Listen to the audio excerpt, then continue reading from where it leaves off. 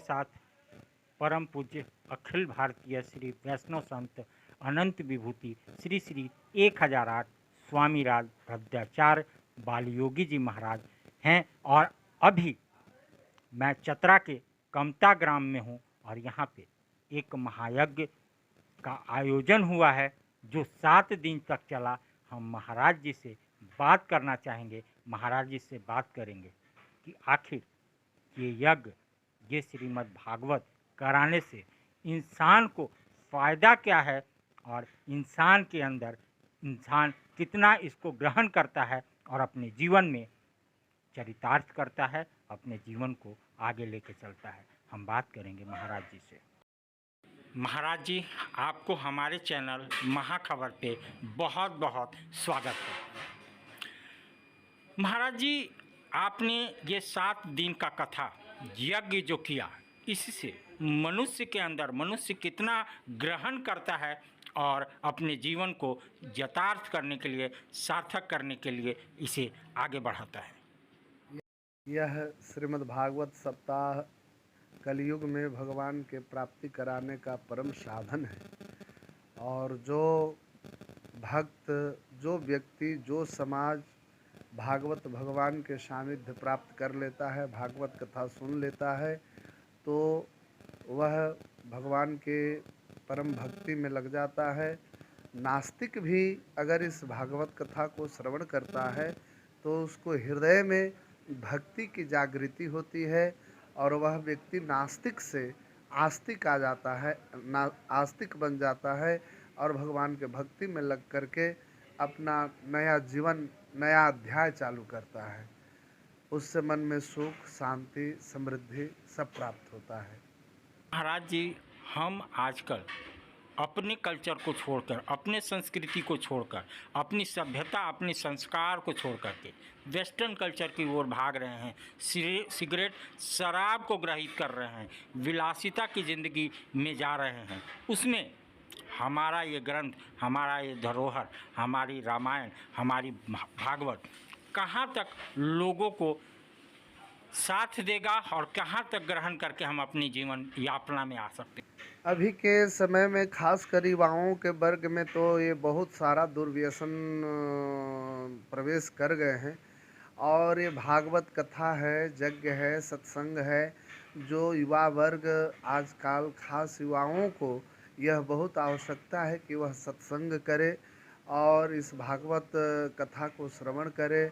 इस भागवत कथा में विज्ञान, भूगोल, खगोल, ज्योतिषीय गणना, साइंस, जो इसमें सारा चीज़ समाहित है।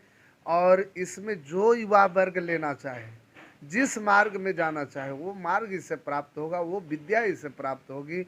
और दुर्व्यसन को भागवत कथा सुनने से जो युवाओं में दुर्वासना है, ये वासनाएं हैं, ये सब धीरे धीरे भागवत कथा सुनने से उनको अपना अच्छा लगता है और एक आनंद की अनुभूति होती है।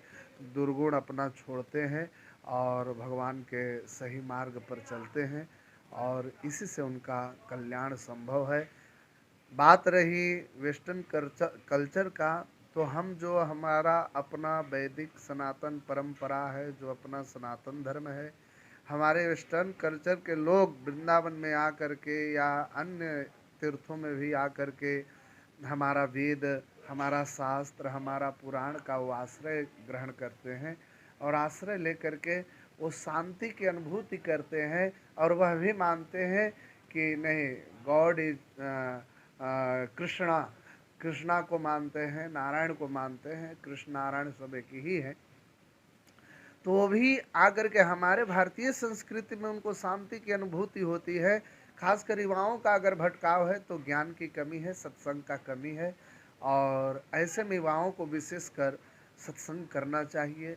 बिनु सत्संग विवेक न होई, राम कृपा बिनु सुलभ न सोई। और ये भागवत कथा तो सत्संग की ही महिमा, इस पर विशेष वर्णन किया गया है।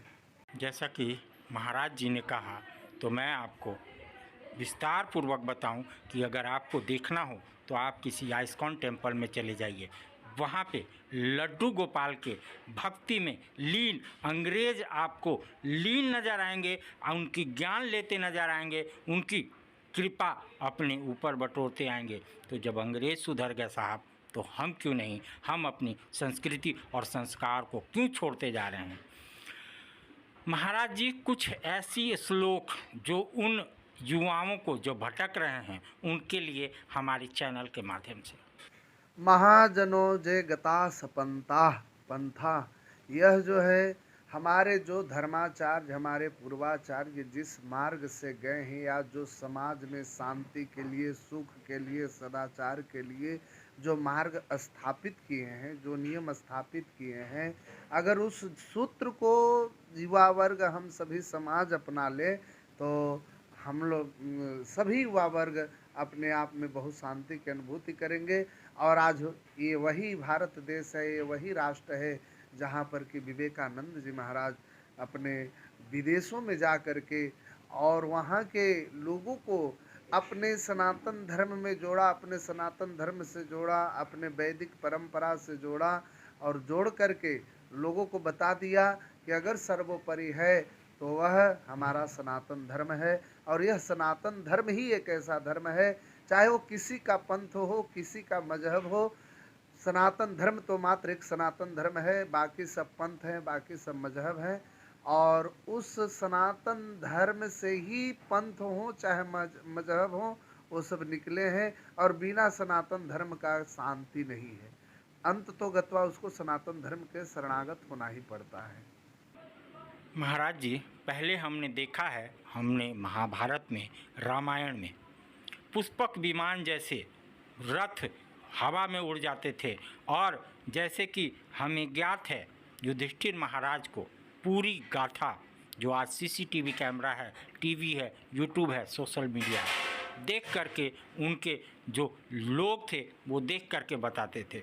तो वो सब क्या था, क्योंकि हमारे युवा जो भटक रहे हैं उनको ये चीज़ बताइए कि पहले भी हम समृद्ध थे, आज भी हम समृद्ध है, थोड़ा सा भटकाव हमारी ज़िंदगी से इस संस्कार और सभ्यता का है। बस युवाओं को थोड़ा सा चेतना की आवश्यकता है। अगर वो अपने आप को समझ जाएं कि मैं मनुष्य हूँ, मुझे कुछ करना है समाज के लिए, अपने राज्य के लिए, अपने राष्ट्र के लिए, बहुजन हिताय बहुजन सुखाय, ये भावनाएं होनी चाहिए। और मैं तो खासकर युवाओं के ही ऊपर बल देता हूँ, युवाओं के ही ऊपर बोलता हूँ, क्योंकि युवा शक्ति राष्ट्र शक्ति, युवा जो है वो राष्ट्र का भविष्य है, युवा जो है राष्ट्र का शक्ति है। और वो अपने सदाचार के अनुकूल रहें, सदाचार को पालन करें, सदाचार से वो रहते हैं तो उनके अंदर में अनंत शक्तियाँ हैं। जो शक्ति को चाहे वो शक्ति प्राप्त करके अपना भारत देश को समृद्ध बना सकते हैं, अपने भारत देश को बहुत ऊंचाई पर ले जा सकते हैं। और आज पहले पूर्व में भारत विश्व गुरु रहा है, आगे भी रहेगा, आज भी विश्व गुरु ही है भारत। तो भारत सोने की चिड़िया थी और विश्व गुरु सबका रहा है, आज भी विश्व गुरु है। जैसा कि कहा महाराज जी ने, उस जजमान को क्या महाराज जी, जो आपको अयोध्या नगरी से यहाँ आने के लिए विवश कर दी, और ऐसे भागवत, जो भव्य भागवत इस गांव में कराया, ऐसे समाज सेवी सुधीर कुमार सिंह जी के लिए। सुधीर कुमार सिंह जी से आज बहुत पहले बाल्यकाल से ही हमारा लगाव रहा, और इनकी बहुत बड़ी भक्ति है, बहुत निष्ठा हम में रहा। और बहुत ही ये लोगों का अपने क्षेत्र में हो चाहे जहाँ भी रहते हैं, ये बहुत ही समाज का भलाई का काम करते हैं, और ख़ासकर युवा पीढ़ी को बहुत सहायता करते हैं। कोई गरीब बच्चा पढ़ने वाला हो तो उसको पढ़ाई लिखाई में हेल्प करते हैं, या कोई किसी कठिनाई का सामना कर रहा हो तो कठिनाई में भी ये जा कर के उसे स्तंभ की तरह खड़े हो जाते हैं।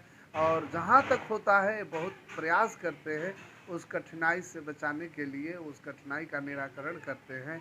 और ऐसे सुधीर बाबू का और इनके श्रीमती परिवार, इनकी पत्नी धर्म पत्नी श्रीमती संगीता सिंह जी, जो कि ये दोनों हमारे अपने शिष्य भी हैं, और शुरू से बहुत दिव्य लगाव रहा।